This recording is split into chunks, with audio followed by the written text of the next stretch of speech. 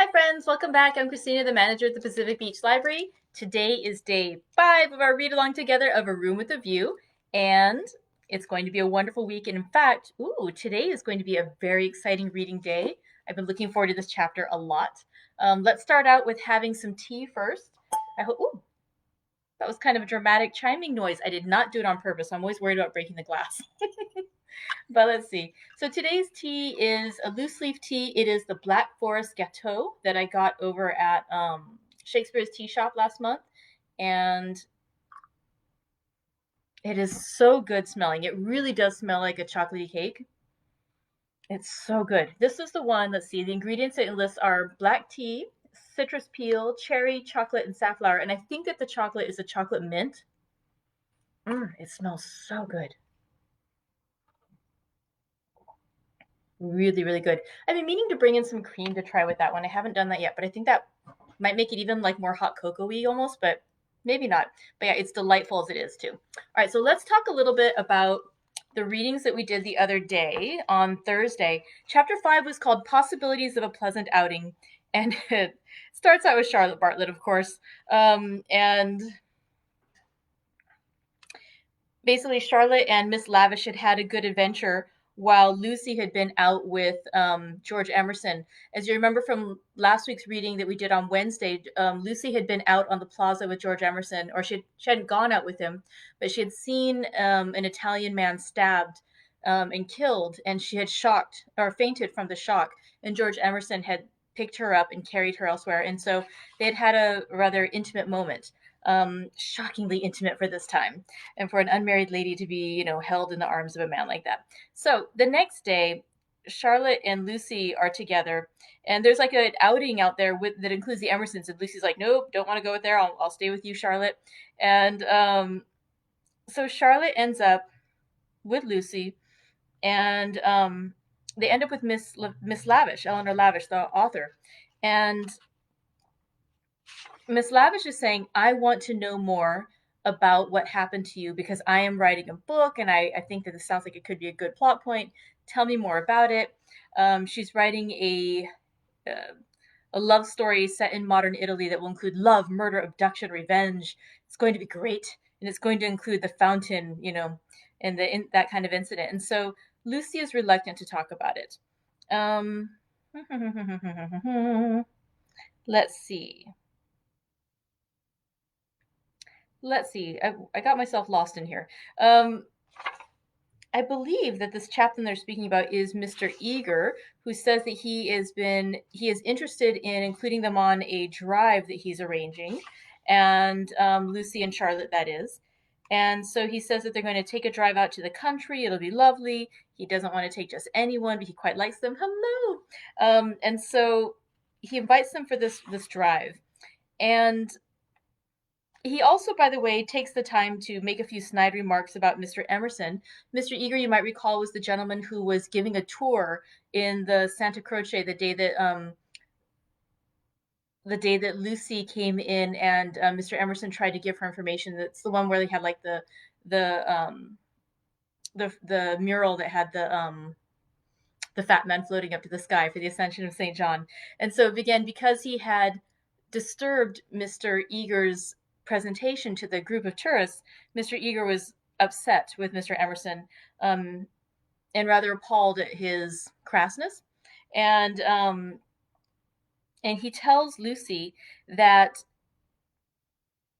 Mr. Emerson, he had known him back in England, and that he was in his London parish long ago. And in fact, he has not liked Mr. Emerson for quite some time, even before the incident at Santa Croce.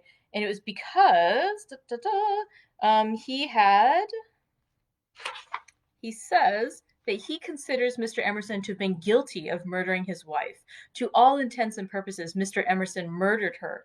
And he's like, and didn't they say something about me that day? And Lucy's like, no, they said nothing against you, not a word. And Mr. Eager's like, oh, well, I thought they had been libeling me to you, but Mr. Eager is again unkindly disposed towards the Emersons, let's just say. He also becomes upset, by Lucy's defending the Emersons, and afterwards, Lucy and her chaperone, cousin Charlotte, are talking to each other, and she's like, "Oh, bother the drive. I'm not really interested in going." And Miss Bartlett's like, "No, no, no. Of course we're going to go." Um, uh, uh, uh, uh, uh, uh.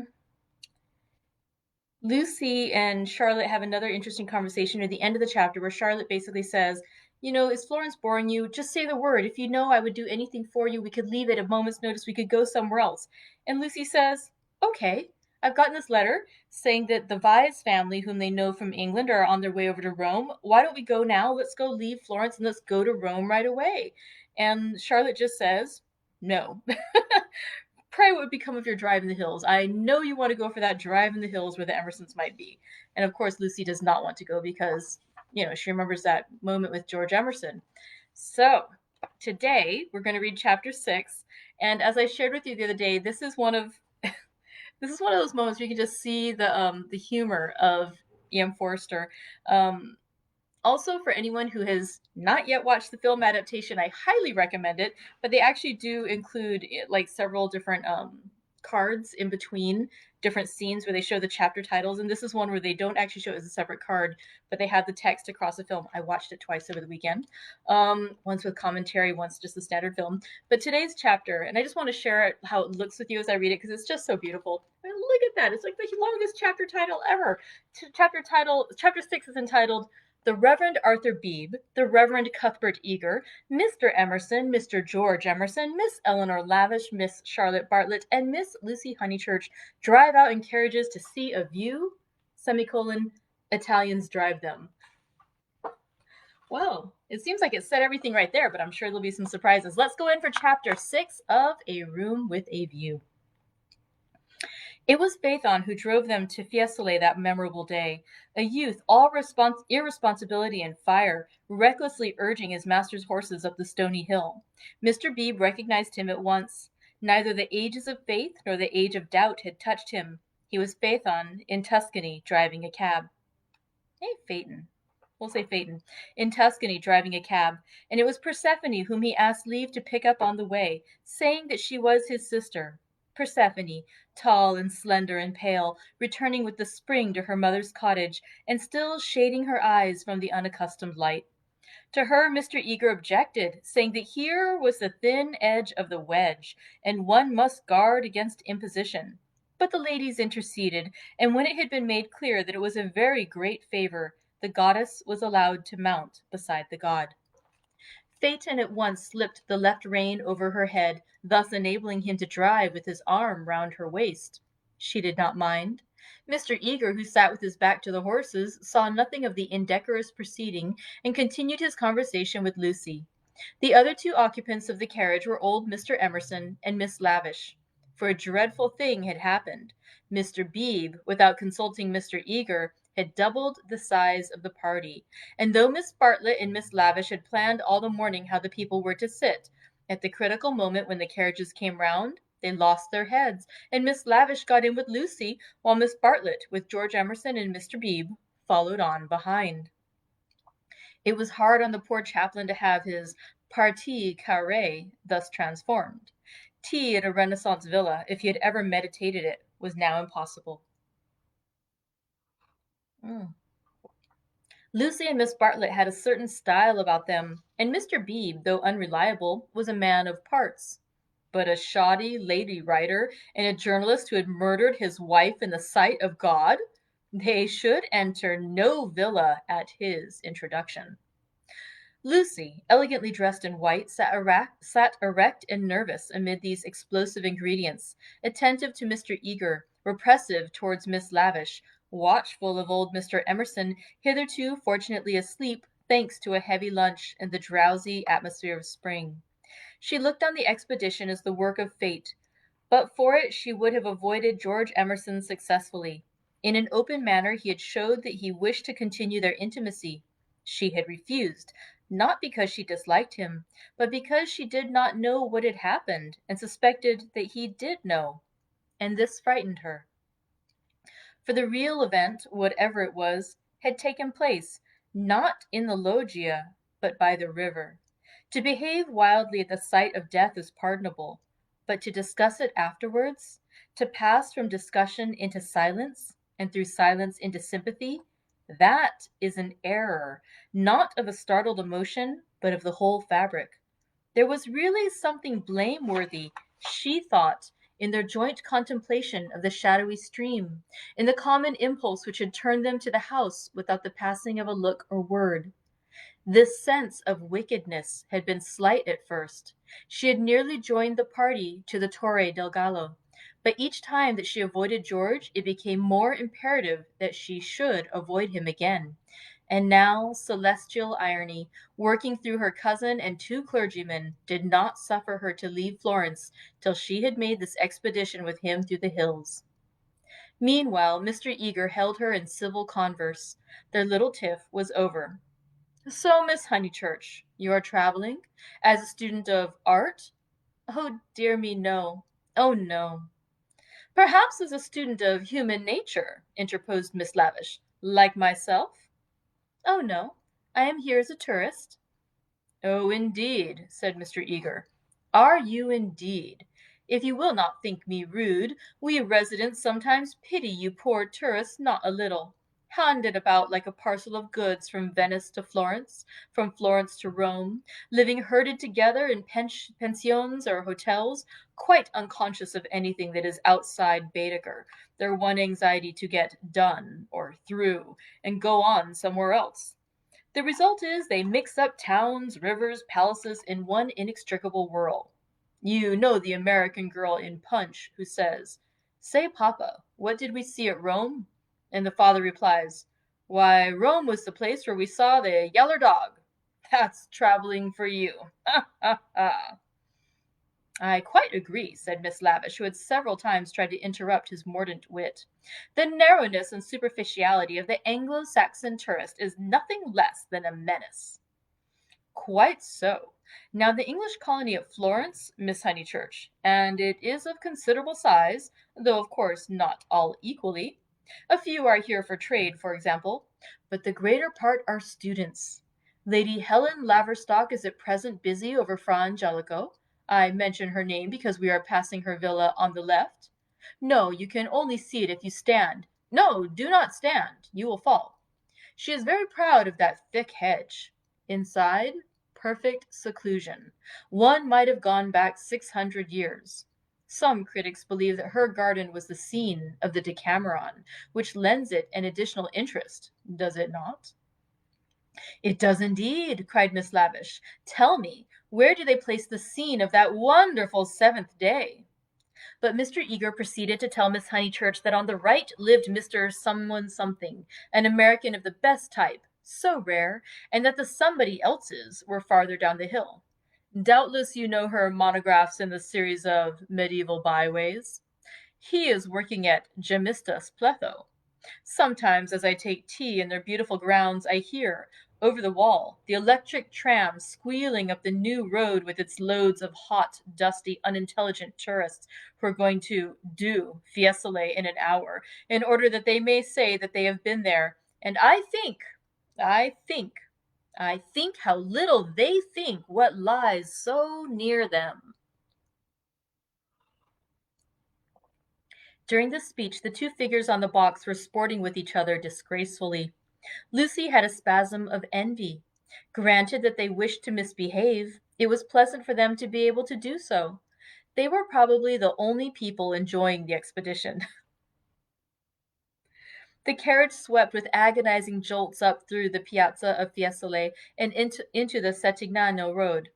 Piano, piano, said Mr. Eager, elegantly waving his hand over his head. Va bene, signore. Va bene, crooned the driver, and whipped his horses up again. Now Mr. Eager and Miss Lavish began to talk against each other on the subject of Alessio Baldovinetti. Was he a cause of the Renaissance, or was he one of its manifestations? The other carriage was left behind. As the pace increased to a gallop, the large slumbering form of Mr. Emerson was thrown against the chaplain with the regularity of a machine. Piano, piano, said he, with a martyred look at Lucy. An extra lurch made him turn angrily in his seat. Phaeton, who for some time had been endeavoring to kiss Persephone, had just succeeded. A little scene ensued, which, as Miss Bartlett said afterwards, was most unpleasant. The horses were stopped, the lovers were ordered to disentangle themselves, the boy was to lose his pourboire, the girl was immediately to get down. "She is my sister," said he, turning round on them with piteous eyes. Mr. Eager took the trouble to tell him that he was a liar. Phaeton hung down his head, not at the matter of the accusation, but at its manner. At this point Mr. Emerson, whom the shock of stopping had awoke, declared that the lovers must on no account be separated, and patted them on the back to signify his approval. And Miss Lavish, though unwilling to ally him, felt bound to support the cause of Bohemianism. "Most certainly I would let them be," she cried, "but I dare say I shall receive scant support. I have always flown in the face of the conventions all my life. This is what I call an adventure." "We must not submit," said Mr. Eager. "I knew he was trying it on. He is treating us as if we were a party of Cook's tourists." "Surely no," said Miss Lavish, her ardor visibly decreasing. The other carriage had drawn up behind, and sensible Mr. Beebe called out that after this warning the couple would be sure to behave themselves properly. "Leave them alone," Mr. Emerson begged the chaplain, of whom he stood in no awe. "Do we find happiness so often that we should turn it off the box when it happens to sit there? To be driven by lovers! A king might envy us, and if we part them, it's more like sacrilege than anything I know." Here the voice of Miss Bartlett was heard saying that a crowd had begun to collect. Mr. Eager, who suffered from an overfluent tongue rather than a resolute will, was determined to make himself heard. He addressed the driver again. Italian in the mouth of Italians is a deep-voiced stream with unexpected cataracts and boulders to preserve it from monotony. In Mr. Eager's mouth it resembled nothing so much as an acid whistling fountain, which played ever higher and higher, and quicker and more shrilly, till abruptly it was turned off with a click. "Signorina," said the man to Lucy, when the display had ceased. Why should he appeal to Lucy? "Signorina," echoed Persephone in her glorious contralto. She pointed at the other carriage. Why? For a moment the two girls looked at each other. Then Persephone got down from the box. "Victory at last," said Mr. Eager, smiting his hands together as the carriages started again. "It is not victory," said Mr. Emerson. "It is defeat. You have parted two people who were happy." Mr. Eager shut his eyes. He was obliged to sit next to Mr. Emerson, but he would not speak to him. The old man was refreshed by sleep and took up the matter warmly. He commanded Lucy to agree with him. He shouted for support to his son. "We have tried to buy what cannot be bought with money. He has bargained to drive us, and he is doing it. We have no rights over his soul." Miss Lavish frowned. It was hard when the person you have classed as typically British speaks out of his character. "He was not driving us well," she said. "He jolted us." "That I deny. I was as restful as sleeping. Aha! He is jolting us now. Can you wonder? He would like to throw us out, and most certainly he is justified. And if I were superstitious, I'd be frightened of the girl too. It doesn't do to injure young people. Have you ever heard of Lorenzo de Medici?" Miss Lavish bristled. "Most certainly I have. Do you refer to Lorenzo il Magnifico, or to Lorenzo, Duke of Urbino, or to Lorenzo surnamed Lorenzino on account of his diminutive stature?" "The Lord knows. Possibly he does know, for I refer to Lorenzo the poet. He wrote a line, so I heard yesterday, which runs like this: 'Don't go fighting against the spring.'" Mr. Eager could not resist the opportunity for erudition. "Non fate guerra del Almaggio," he murmured. "War not with the May," would render a correct meaning. "The point is, we have warred with it. Look!" He pointed to the Val d'Arno, which was visible far below them through the budding trees. 50 miles of spring, and we've come up to admire them. Do you suppose there's any difference between spring in nature and spring in man? But there we go, praising the one and condemning the other as improper, ashamed that the same laws work eternally through both. No one encouraged him to talk. Presently Mr. Eager gave a signal for the carriages to stop, and marshalled the party for their ramble on the hill. A hollow, like a great amphitheatre, full of terraced steps and misty olives, now lay between them and the heights of Fiesole, and the road, still following its curve, was about to sweep on to a promontory which stood out in the plain. It was this promontory, uncultivated, wet, covered with bushes and occasional trees, which had caught the fancy of Alessio Baldovinetti nearly 500 years before. He had ascended it, that diligent and rather obscure master, possibly with an eye to business, possibly for the joy of ascending. Standing there he had seen that view of the Val d'Arno in distant Florence, which he afterwards had introduced not very effectively into his work. But where exactly had he stood? That was the question which Mr. Eager hoped to solve now. And Miss Lavish, whose nature was attracted by anything problematical, had become equally enthusiastic.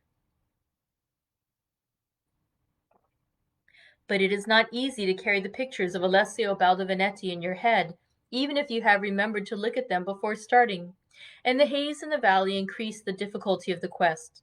The party sprang about from tuft to tuft of grass, their anxiety to keep together being only equalled by their desire to go different directions. Finally they split into groups. Lucy clung to Miss Bartlett and Miss Lavish. The Emersons returned to hold laborious converse with the drivers, while the two clergymen, who were expected to have topics in common, were left to each other. The two elder ladies soon threw off the mask.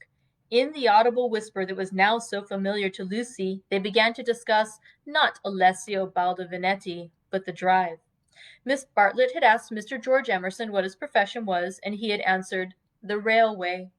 She was very sorry that she had asked him.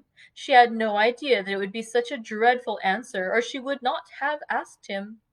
Mr. Beebe had turned the conversation so cleverly, and she hoped that the young man was not very much hurt at her asking him. The railway, gasped Miss Lavish. Oh, but I shall die. Of course it was the railway. She could not control her mirth. He is the image of a porter on the Southeastern. Eleanor, be quiet, plucking at her vivacious companion. Hush, they'll hear. The Emersons. I can't stop. Let me go my wicked way. A porter! Eleanor! I'm sure it's all right, put in Lucy. The Emersons won't hear, and they wouldn't mind if they did. Miss Lavish did not seem pleased at this. Miss Honeychurch listening, she said rather crossly. Poof! Woof! You naughty girl! Go away! Oh, Lucy, you ought to be with Mr. Eager, I'm sure. I can't find them now, and I don't want to either. Mr. Eager will be offended. It is your party. Please, I'd rather stop here with you. No, I agree, said Miss Lavish. It's like a school feast. The boys have got separated from the girls. Miss Lucy, you are to go. We wish to converse on high topics unsuited for your ear. The girl was stubborn. As her time at Florence drew to its close, she was only at ease amongst those to whom she felt indifferent. Such a one was Miss Lavish, and such, for the moment, was Charlotte. She wished she had not called attention to herself. They were both annoyed at her remark, and seemed determined to get rid of her. How tired one gets, said Miss Bartlett. Oh, I do wish Freddie and your mother could be here. Unselfishness with Miss Bartlett had entirely usurped the functions of enthusiasm. Lucy did not look at the view either. She would not enjoy anything till she was safe at Rome. Then sit you down, said Miss Lavish. Observe my foresight. With many a smile, she produced 2 of those mackintosh squares that protect the frame of the tourist from damp grass or cold marble steps. She sat on one. Who was to sit on the other? Lucy, without a moment's doubt, Lucy. The ground will do for me. Really, I have not had rheumatism for years. If I do feel it coming on, I shall stand. Imagine your mother's feelings if I let you sit in the wet in your white linen. She sat down heavily where the ground looked particularly moist. Here we are, all settled delightfully. Even if my dress is thinner, it will not show so much, being brown. Sit down, dear. You are too unselfish. You don't assert yourself enough. She cleared her throat. Now don't be alarmed. This isn't a cold, it's the tiniest cough, and I have had it 3 days. It's nothing to do with sitting here at all. There was only one way of treating the situation. At the end of 5 minutes, Lucy departed in search of Mr. Beebe and Mr. Eager, vanquished by the Mackintosh Square.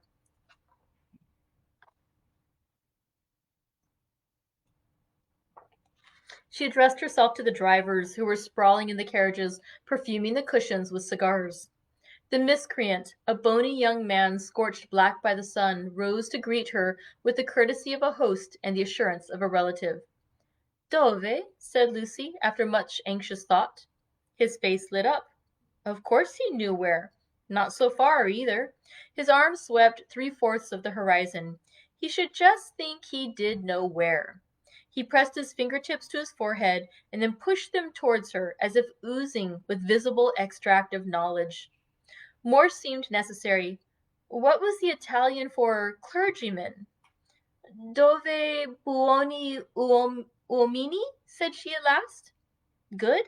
Scarcely the adjective for these noble beings. He showed her his cigar. Uno più piccolo? Was her next remark, implying, has the cigar been given to you by Mr. Beebe, the smaller of the two good men? She was correct as usual. He tied the horse to a tree, kicked it to make it stay quiet, dusted the carriage, arranged his hair, remolded his hat, encouraged his moustache, and in rather less than a quarter of a minute was ready to conduct her. Italians are born knowing the way. It would seem that the whole earth lay before them, not as a map, but as a chessboard whereon they continually behold the changing pieces as well as the squares. Any one can find places, but the finding of people is a gift from God. He only stopped once to pick her some great blue violets. She thanked him with real pleasure. In the company of this common man, the world was beautiful and direct. For the first time she felt the influence of spring. His arm swept the horizon gracefully. Violets, like other things, existed in great profusion there. Would she like to see them? Ma buoni uomini. He bowed. Certainly. Good men first, violets afterwards. They proceeded briskly through the undergrowth, which became thicker and thicker. They were nearing the edge of the promontory, and the view was stealing round them, but the brown network of the bushes shattered it into countless pieces. He was occupied in his cigar and in holding back the pliant boughs. She was rejoicing in her escape from dullness. Not a step, not a twig was unimportant to her. What is that? There was a voice in the wood, in the distance behind them. The voice of Mr. Eager? He shrugged his shoulders. An Italian's ignorance is sometimes more remarkable than his knowledge. She could not make him understand that perhaps they had missed the clergyman. The view was forming at last. She could discern the river, the golden plain, other hills. Eccolo! He exclaimed. At the same movement the ground gave way, and with a cry she fell out of the wood. Light and beauty enveloped her. She had fallen on to a little open terrace which was covered with violets from end to end. Courage! Cried her companion, now standing some 6 feet above. Courage and love! She did not answer. From her feet the ground sloped sharply into view, and violets ran down in rivulets and streams and cataracts, irrigating the hillside with blue, eddying round the tree stems, collecting into pools in the hollows, covering the grass with spots of azure foam. But never again were they in such profusion. This terrace was the wellhead, the primal source whence beauty gushed out to water the earth. Standing at its brink, like a swimmer who prepares, was the good man. But he was not the good man that she had expected, and he was alone. George had turned at the sound of her arrival. For a moment He contemplated her as one who had fallen out of heaven. He saw radiant joy in her face. He saw the flowers beat against her dress in blue waves. The bushes above them closed. He stepped quickly forward and kissed her. Before she could speak, almost before she could feel, a voice called, "Lucy! Lucy! Lucy!" The silence of life had been broken by Miss Bartlett, who stood brown against the view. And that concludes chapter 6 of A Room with a View. We have gone from the scandalous impropriety of Mr. Emerson at dinner the other night mentioning the word stomach, which was so terribly scandalous, to Lucy being picked up by George Emerson again because she'd fainted, but still, even though we know it was innocent, quite scandalous behavior for the time, to now him blatantly approaching her in the field and kissing her. Oh my goodness. The shocking misbehavior going on here in A Room with a View. Let's see what happens next in tomorrow's chapter and reading. What could happen next? My goodness. Thank you so much for joining me today. And yes, I saw that Helen made a comment about the Decameron being mentioned. Yes, it all comes back. The book that was, we're going circling back to the plague times and the pandemic, as she says. Thank you very much for joining me today. I hope you enjoyed the reading, and we will see what happens tomorrow. I believe tomorrow is we'll be coming to the close of our section in Italy, and we'll see what happens next. So thank you very much for joining me today. I look forward to reading with you again tomorrow. Arrivederci, friends.